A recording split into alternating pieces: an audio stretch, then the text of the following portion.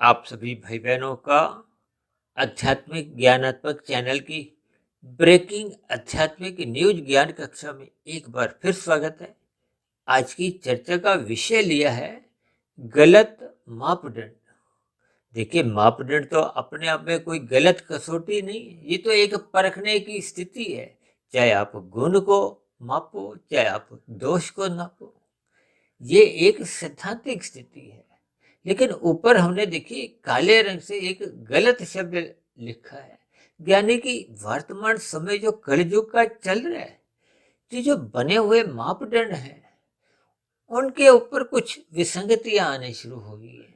इसीलिए तो हमने गलत मापदंड को ही गलत एक सिद्ध करने जा रहे हैं। क्योंकि शास्त्रों में बार बार कहा गया तमोगुण से अच्छा गुण तो रजोगुण है, और रजोगुण से भी अच्छा गुण सत्वगुण है। अब शास्त्रों की बातों को तो नकारा नहीं जाता, क्योंकि शास्त्र बार बार कहते हैं तमोगुण की निंदा करो, और तमोगुण को हम अज्ञानता से दर्शाते हैं, अंधकार से दर्शाते हैं, निषेध कर्मों से समझाने का प्रयास करते हैं, पदार्थों की दुनिया से भी जोड़ते हैं, नींद से भी जोड़ा जाता है। यानी कि कुल मिलाकर तमोगुण को एक निंदा की स्थिति से जोड़ा जाता है, जबकि रजोगुण को एक साधारण अर्थों में हम संसार से जोड़ते हैं, पांच विषय भोगों से भी जोड़ दिया जाता है, और स्त्री पुरुष का जो एक आपसी आकर्षण है उसको भी एक रजोगुण से ही जोड़ा जाता है। तभी तो रजोगुण युवावस्था में जब प्रधान स्थिति में होता है, तो विवाह का एक संस्कार, एक धर्म की एक स्थिति बनाए रखने के लिए, क्योंकि वर्तमान समय में तो देखिए लिव इन रिलेशनशिप अपनी एक विशेष स्थिति बनाता जा रहा है, तो फिर ऐसी स्थिति में मर्यादाएं टूटती जाती हैं। जबकि शास्त्रों में तो बार बार कहा जाता है कि मनुष्य के जीवन में जब तक धर्म प्रथम स्थान पे बना रहता है, यहाँ धर्म का अभिप्राय देखिए सात्विक स्थिति से है। शास्त्रों के अनुसार आपकी हमारी दिनचर्या एक व्यवस्थित होनी चाहिए, यानी कि आपका हमारा जीवन किसी अन्य मनुष्यों के लिए या प्रकृति के अन्य स्थितियों के लिए दोष युक्त नहीं होना चाहिए। देखिए, जब जब धर्म प्रथम स्थान पे बना रहता है, धर्म का अभिप्राय देखिए उन कर्तव्य पालन से लिया जाता है जिससे एक व्यवस्था के अंतर्गत कोई बुराई नहीं आती, किसी जीव को दुख नहीं पहुंचता। अक्सर हम धर्म की स्थितियों को लाल बत्ती पे रुकने से हरी बत्ती पे चलने से जोड़कर समझाने का एक प्रयास करते हैं, ताकि उस व्यवस्था के अंतर्गत हम सभी वाहन चलाने वालों का एक स्थितियां सुखमय रहे, कोई चक्का जाम की स्थितियां नहीं हो। लेकिन जब जब हम धर्म का पालन नहीं करते, यानी ऐसे कुछ मनुष्य होते हैं जो अपने अधिकार के लिए तो लड़ मरते हैं, लेकिन अपने कर्तव्य कर्म का पालन नहीं करते, फिर ऐसी स्थिति विशेष में समाज में संघर्ष की स्थितियां उत्पन्न होती हैं। लोगों में प्रेम मोहब्बत की एक स्थितियां कमजोर पड़ने लगती हैं। इसलिए शास्त्रों में बार बार कहा गया है अपने धर्म को प्रथम स्थान पे रखो। अपना अर्थ और काम, देखिए चार पुरुषार्थ समझाए गए हैं, धर्म अर्थ काम मोक्ष। अब शास्त्रों में तो देखिए एक एक शब्द किया एक एक वजन है, उसका क्रमबद्ध स्थितियां हैं। अब धर्म को सदा ही प्रथम स्थान पर रखकर ही चर्चा को आगे बढ़ाया जाता है। ये अर्थ जिसके लिए आज संसार देखिए अनीतिगत कार्य करने से भी चूकता नहीं। अर्थ का अभिप्राय धन से है, और धन किस लिए चाहिए? देखिए, धन प्रत्यक्ष रूप से कोई खाने की स्थितियां नहीं, लेकिन उस धन से हम सुख सुविधा के साधन खरीदते हैं, या संसारी सुखों को पाने के लिए इस धन को मनुष्य अधिक से अधिक इकट्ठा करता है। ये धन कमाने के साथ साथ जब लोभ और संग्रह वृत्ति जगने लगती है, तो फिर मनुष्य अनीतिगत कार्य करता हुआ कोई लज्जा महसूस नहीं करता। जबकि शास्त्र तो बार बार कहते हैं कि तमोगुण की निंदा करो, बुराई का विरोध करो, और रजोगुण के प्रति बार बार कहा जाता है उपेक्षा करो, इसके प्रति उदासीन रहो। ये राशि स्थिति का अभिप्राय, क्योंकि अभी हमने समझाया कि संसारी वैभव से है, संसारी आकर्षणों से है। सुख सुविधा के साधन जब हम अधिक मात्रा में बटोरने लगते हैं, पाने के लिए भागने लगते हैं, दिनचर्या अपनी अव्यवस्थित करने लगते हैं, तो ये राजसी स्थितियां होती है। अब राजसी स्थितियों का अभिप्राय देखिए उस स्थिति विशेष में शास्त्रों में समझाया गया कि जब आपका हमारा धर्म तो प्रथम स्थान पे बना ही रहता है, यानी कि हम विधि विधान द्वारा शास्त्र संगत स्थितियों में अपना रजोगुण बढ़ाते हैं। उस रजोगुण बड़े की कोई प्रत्यक्ष रूप से निंदा नहीं, लेकिन फिर भी शास्त्र सावधानी पूर्वक उस रजोगुण के लिए बार बार कहते हैं इसकी उपेक्षा करो, क्योंकि ये देर सवेर ये रजोगुण बढ़ा हुआ आपका हमारा सत्वगुण घटाता है और तमोगुण में गिरने की परिस्थितियां बनाने लगता है। इस दृष्टिकोण से रजोगुण बढ़ाने के लिए एक उदासीन शब्द कहा गया है, यानी कि इसके प्रति आप उदासीन रहो, इच्छुक मत रहो।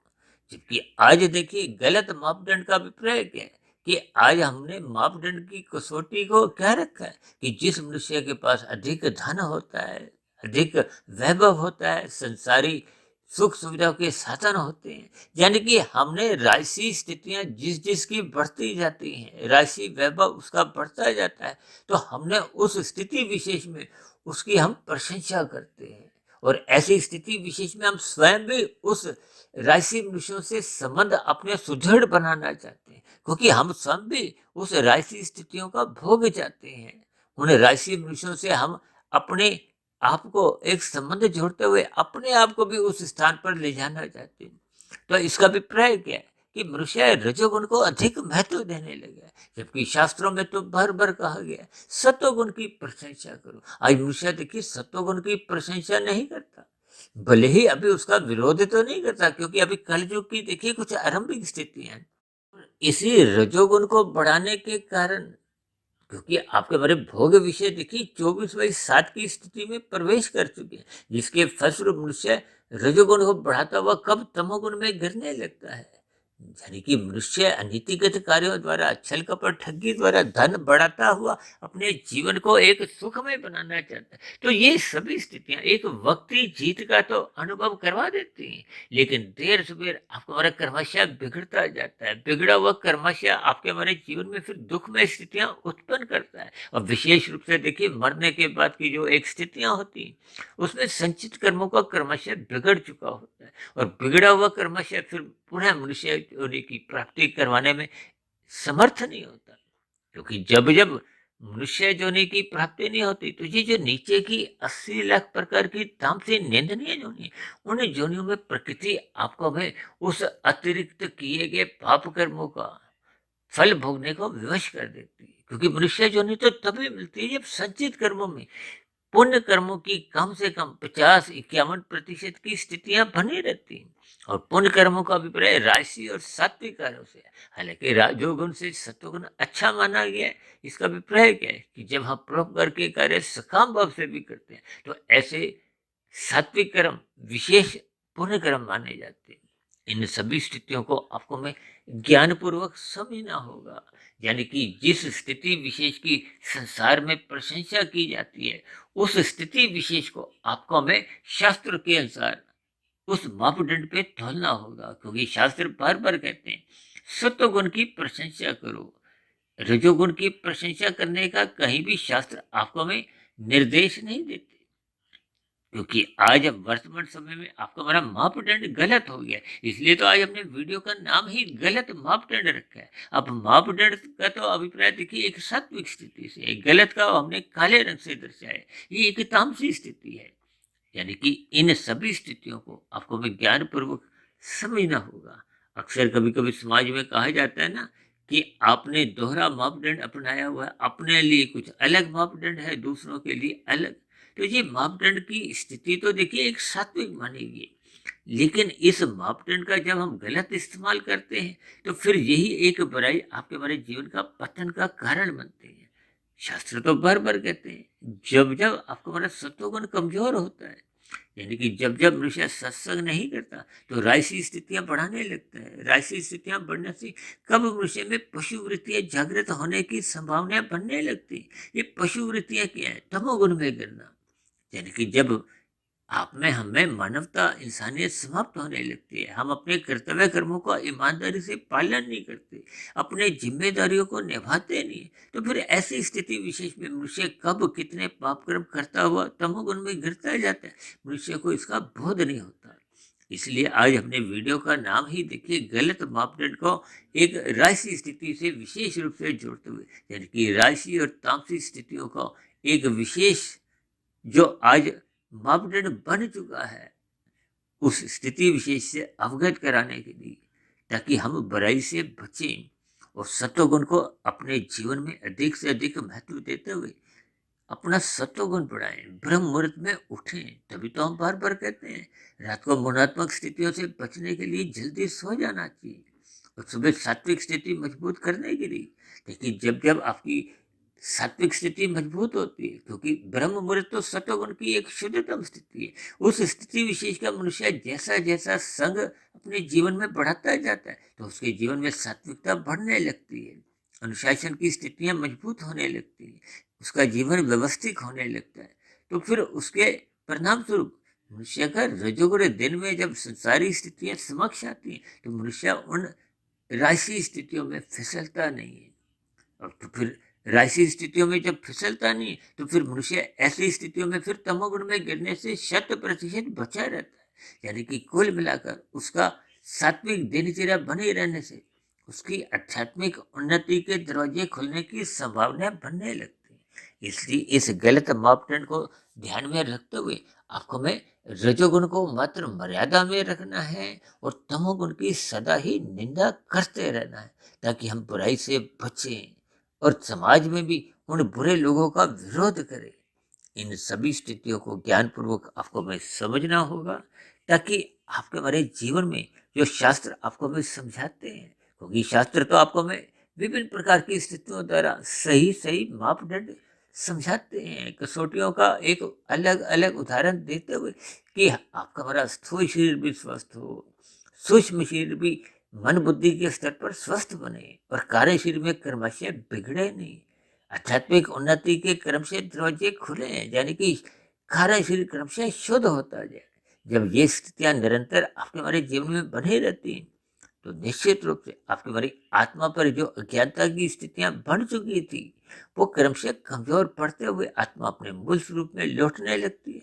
और जैसे जैसे आत्मा अपने मूल स्वरूप में लौटने लगती है तो फिर परमात्मा और आत्मा का तो पहले से ही सजातीय संबंध है, वो संबंध पुनः उजागर होते हुए परमात्मा से सुमुखता बनते बनते आपको में आनंद की झलकें भी मिलने लगती हैं और आध्यात्मिक उन्नति क्रमशः होते होते हम मोक्ष की स्थिति की ओर सहज ही बढ़ने लगते हैं।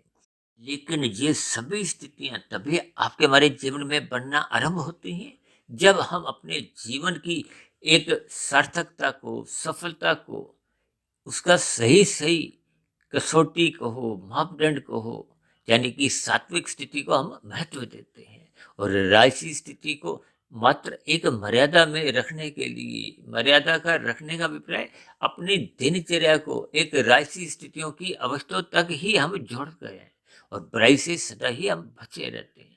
ऐसी ही सार्थक स्थितियां हम सभी भाई बहनों के जीवन में भी निरंतर बनती जाएं। इन्हीं शुभकामनाओं के साथ चर्चा विशेष का भी यहीं विश्राम देते हैं। कल सुबह फिर मिलते हैं ब्रह्म मुहूर्त ज्ञान उपदेश कक्षा में। तब तक आप अपने आध्यात्मिक मित्र सुधीर भाटिया फकीर को इजाजत दें। आप सभी भाई बहनों को बहुत बहुत शुभ रात्रि और सुबह ब्रह्म मुहूर्त में उठने के लिए मेरी ओर से बहुत बहुत शुभकामनाएं। फिर भी चर्चा संबंधित आपके मन में कोई प्रश्न हो, कोई मेरी कही गई बातों पर आपको किसी प्रकार की कोई शिकायत हो, तो आपके प्रश्नों का, आपके सुझावों का और आपकी शिकायतों का नीचे दिए गए कमेंट्स बॉक्स पर सदा ही स्वागत है। इस चर्चा विशेष को धैर्यपूर्वक, ध्यानपूर्वक सुनने के लिए आप सभी भाई बहनों का बहुत बहुत धन्यवाद।